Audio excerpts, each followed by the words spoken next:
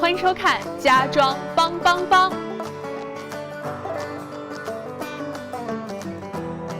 现在很多老旧的中央空调的制冷剂氟利昂的型号大多都是 R22， 这种制冷剂是破坏臭氧层、危害环境的很重要的原因之一。从1987年蒙特利尔破坏臭氧层物质管理协议书颁布以来， R22 这种空调的氟利昂被政府强制性的逐年减少，至2020年 R22 氟利昂将减少90%至95%。这种旧型号的氟利昂被增加了很高的环境税。我们可以从这个价格对比图明显的看到，新型的氟利昂的价格远远低于 R22 的价格。它是政府不提倡用这个 R22 的氟利昂泄漏，它等于流到空气上面去了，就会对臭氧层有破坏，就会对我们这个环境有污染。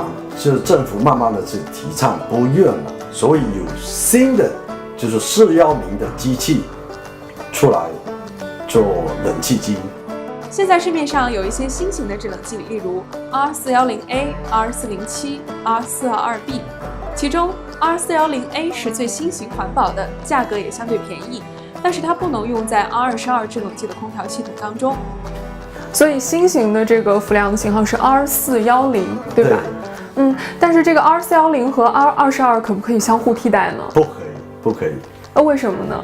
它机器设计出来就不一样，它的压力，这机器里面用的那个压缩机的油都不一样。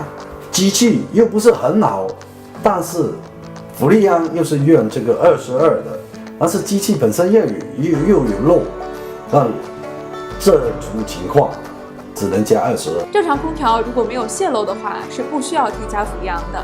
但是如果有泄漏，制冷剂不足，就需要填充制冷剂。为什么会需要加氟利昂？是因为它有泄漏吗？对，它这个机器如果是完全密封的话，它没有漏的现象，它这个氟利昂多少就是多少，就不需要加。氟利昂太多是不行的。那大家可能要问了，老旧的空调系统就只能花上万块来换新了吗？其实不然。如果不想更换家里的空调系统，又不想买巨贵无比的 R22 氟利昂的话，大家可以用 R422B 这种型号的新型氟利昂代替。